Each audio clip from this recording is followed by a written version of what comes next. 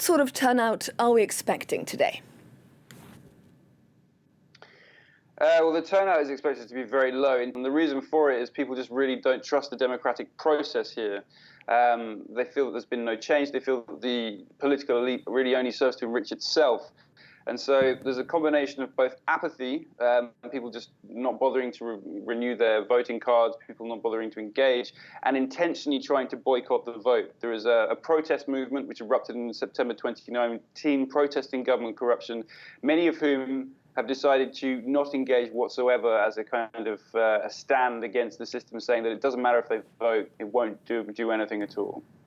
And as polls open, what exactly is the security situation like, Jack, across Iraq and also in Baghdad where you are? Well, the situation for security on the day itself, so far there have not been major kind of incidents or violent incidents that have been reported.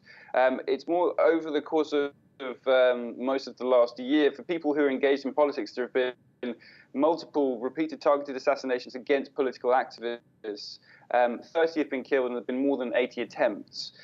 So for those engaged in politics, it is a kind of a harrowing endeavour to attempt to do anything other than vote for the establishment or to stand for the establishment. So today, for example, it's possible that we may see some intimidation of voters in areas going to the polls, in areas which are known to be voting for independent candidates or known to be voting against establishment parties, especially those with armed groups which back them.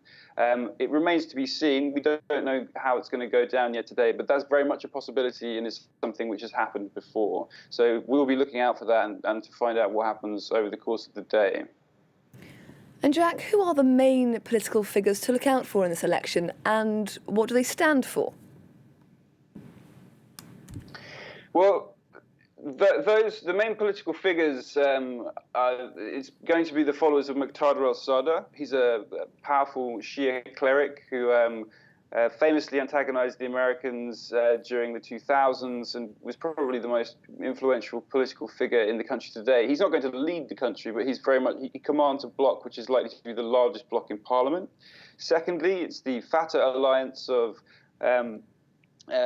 parties which are basically the political wing of various armed groups across the country, including the Popular Mobilization Forces.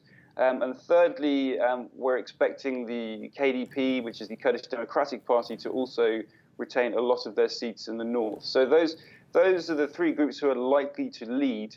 In terms of whether or not they will be able to form a government quickly, though, that will take a very long time until a coalition is built. No party is going to secure much more than about 50 seats out of a total of 329. So you can imagine there's going to be a lot of deal brokering between those largest parties to then try to form a government.